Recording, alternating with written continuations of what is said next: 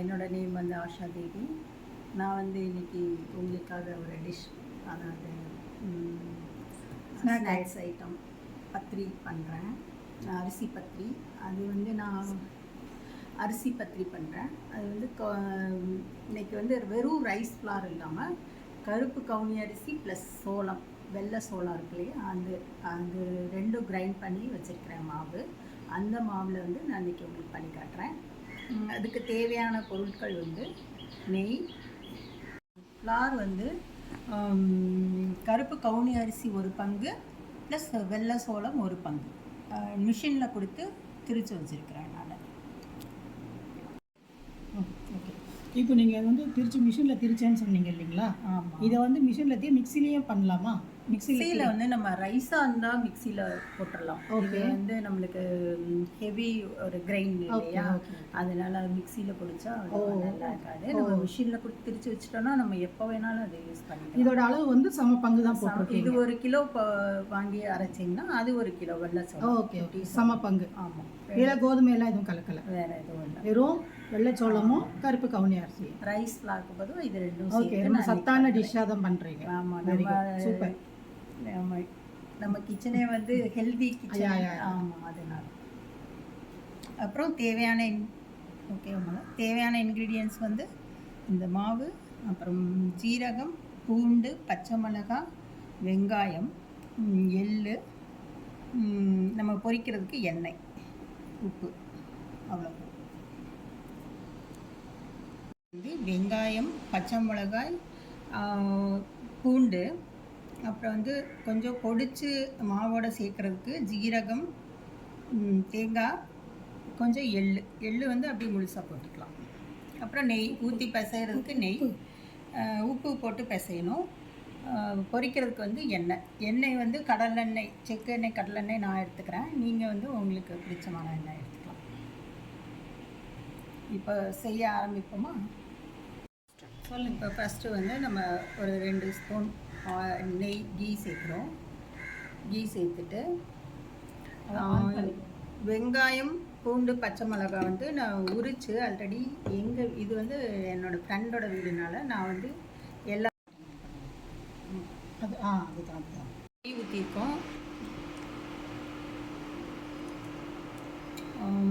First வந்து இஞ்சி இல்லை, வெங்காயம், பச்சை மிளகாய், பூண்டு இதை உரித்து வந்து அரைச்சி வச்சுட்டேன் நான் முதலேவும் வீடியோக்காக.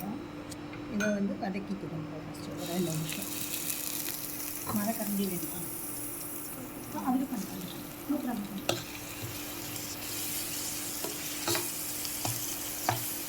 இது அந்த பச்சை வாசனை போகிறதுக்காக இதை வந்து 1 நிமிஷம் நம்ம வதக்கிக்கிறோம்.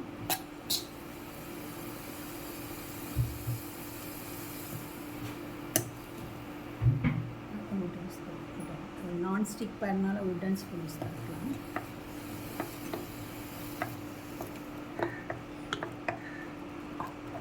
அந்த பூண்டு, பச்சை மிளகாய், ஆனியன் வந்து ரொம்ப நைஸாக அரைக்கணும்னு இல்லை, சும்மா ஒரு 2 சுற்றிட்டு அப்படியே வதக்கிறதுக்கு போட்டுக்கலாம். சூப்பராக இருக்கும். ஸ்மெல்லே ரொம்ப நல்லா. ஆமாம், ஸ்மெல்லு நம்ம பூண்டு, வெங்காயம், ஆமாம், அதோட ஸ்மெல்லு வந்து ரொம்ப நல்லா வருது. வாசம் ரொம்ப நல்லா. இது வந்து ரொம்ப நைஸாக அரைக்கணும்னு அவசியம் இல்லை, எப்படி கோஸாக அரைச்சா போதும். ஆமாம், கோஸாக அரைச்சா. ஆமாம், சரி, ஓகே.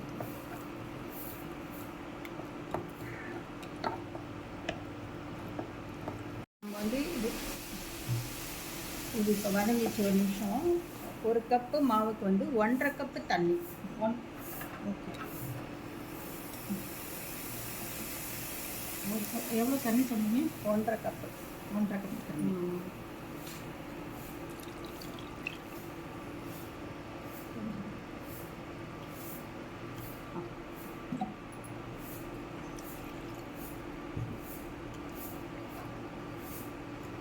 இது நல்லா கொதிக்கணும். மலன்னு நல்லா கொதித்து இந்த தண்ணி வந்து நல்லா ஹீட் ஆகும். ஒரு கொதி வந்தோடனே மாவை போட்டுறக்கூடாது. நல்லா தண்ணி வந்து நல்லா ஹீட் ஆன பிறகு 1 கப் மாவு அளந்துருக்கேன், அதை ஆட் பண்ணி. இப்போ மாவு வந்து நம்ம 1 கப் அளந்துருக்கோம் இல்லையா, அதை போட்டுக்கலாம். போடலாமா?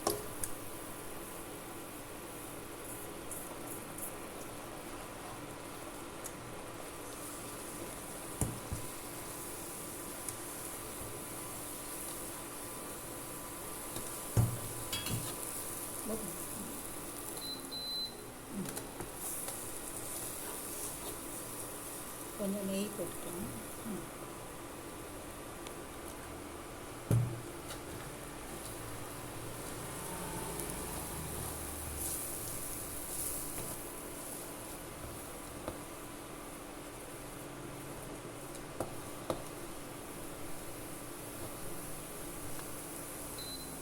இப்போ ஆஃப் பண்ணிவிட்டு கொஞ்ச நேரம் ஆற விட்டுறணும். ரெடியாக பண்ணிடணும். ஆஃப் பண்ணிவிட்டு கொஞ்ச நேரம் ஆற விட்டுருங்க. அப்படியே ஆற விட்டுருங்க.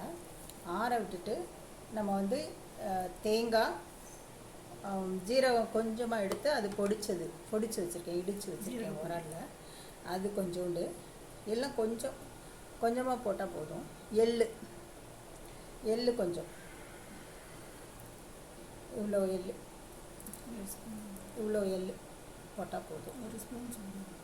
ஒரு ஸ்பூன் போட்டுக்கோங்க. ஒரு ஸ்பூன் எள்ளு.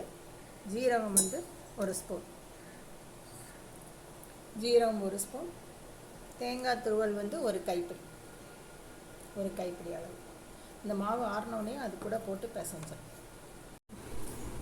நம்ம பிசைஞ்சு வச்ச மாவில் ஜீரகம் இடித்து வச்சுருக்கேன், அது ஆட் பண்ணிடுறேன்.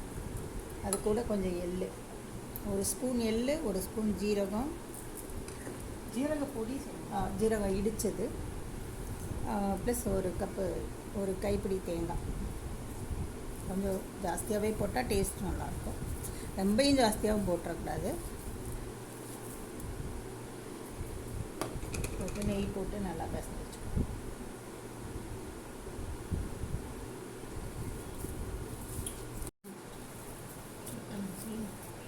இப்போ நம்ம தேங்காய், ஜீரகம் பொடிச்சது, எள்ளு மூணையும் போட்டு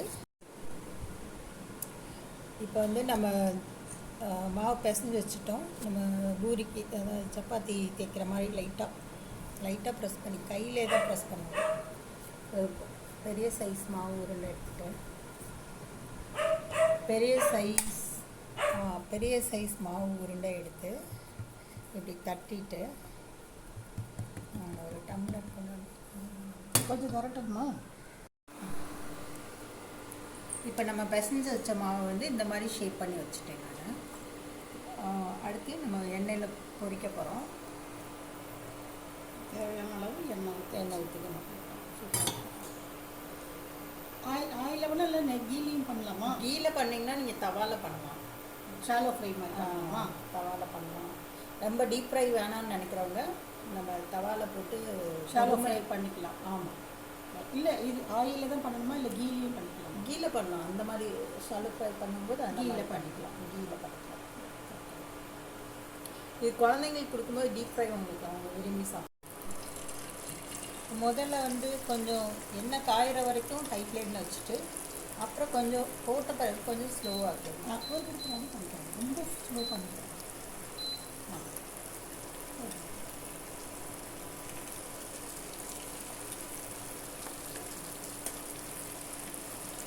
பிகினர்ஸு இப்படி சைடு நெல்லை போடணும். நல்ல கையில் எண்ணெய் தேய்ச்சிருக்கேன்.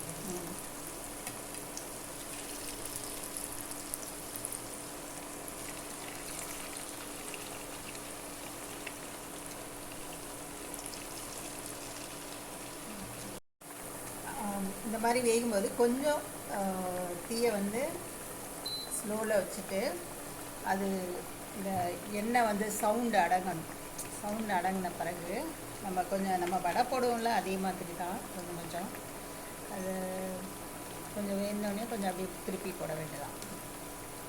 போட்ட உடனே திருப்பி போடக்கூடாதா?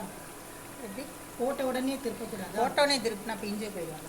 கொஞ்சம் வேகணும், வெந்தோடனே போடும். இப்போ இது பண்ணுறீங்க, இது வந்து நல்லா ஸ்டோர் பண்ணி வச்சு சாப்பிடலாமா? நம்ம ஆனியன் இது போடுறோம்ல, ஆமாம், கார்லிக், ஓகே. அதனால வந்து இது அப்போ சூடாக சாப்பிடணும். நம்ம வடை எப்படி சாப்பிடுவோம் அதே மாதிரி சூடாக சாப்பிடணும். ஆனியன் போட்டு அந்த ஆனியன் ஸ்மெல் வரணும் ஸ்டோர் பண்ணால். இல்லை ஆனியன் போட்டாலே நம்ம யூஸ் பண்ண முடியாது கிரிஜா, கெட்டு போயிடும். வடை எப்படி நம்மளுக்கு ஆமாம். அது மாதிரி. இதுக்கு சைட் டிஷ் என்ன பண்ணலாம்? சைட் டிஷ் வந்து என்ன, தக்காளி சட்னி, தேங்காய் சட்னி, அப்புறம் வந்து சாஸ் வச்சு சாப்பிடலாமா? சாஸ் தக்காளி சாஸ். இதுனாலும் ஓகே, பிக்கல் கூட ஓகே. ஓ, நான் இன்னைக்கு தக்காளி சட்னி வச்சு சாப்பிட்டேன் எங்கள் வீட்டில், சூப்பராக இருந்தது. ஏன்னா குழந்தைங்க வந்து சாஸ் கொடுத்தா லைக் பண்ணுவாங்க, சாஸும் சாப்பிடலாம் இல்லையா? சாஸ் சாப்பிடலாம். நம்ம அவங்க குழந்தைங்களுக்கு வடைக்கு சாஸ் தான் கொடுப்போம், அதே மாதிரியே நம்ம சாஸும் கொடுக்கலாம். கொஞ்சம் வெந்தோடனே என்ன செய்யணும், பிடிக்காதா? எண்ணெய் கொஞ்சம் குடிக்க தான் செய்யுது, ஆனால் டேஸ்ட்டாக இருக்குது. நல்லா என்ன பண்ணணும், கொஞ்சம் வெந்த பிறகு நம்ம ஹை ஃப்ளேமில் வச்சு அந்த கலருக்காக கொஞ்சம் அந்த முருகிறதுக்காக ஹை ஃப்ளேமில் கொஞ்சம் நேரம் வச்சுட்டு எடுத்துட வேண்டியதான். நம்ம வெந்தது தெரியும், கொஞ்சம் கலர் சேஞ்ச் ஆகும். கலர் சேஞ்ச் ஆமாம், அப்போ வெந்துருச்சுன்னு அர்த்தம்.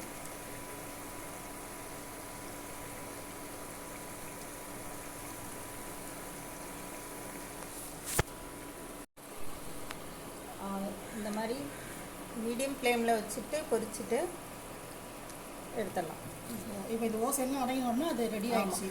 எண்ணெய் ஓசை அடங்கணும்னு ரெடி ஆகணும், எடுத்துடலாம்.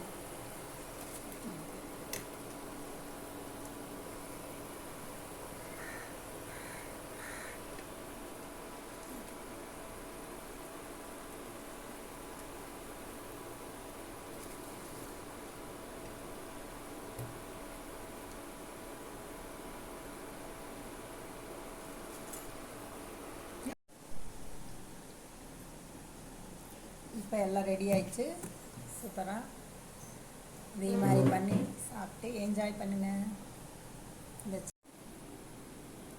வாங்க கிரிஜா, இந்த டிஷ்ஷை டேஸ்ட் பண்ணி பாருங்கள். பார்க்கறதுக்கு நல்லா இருக்கு, அழகா.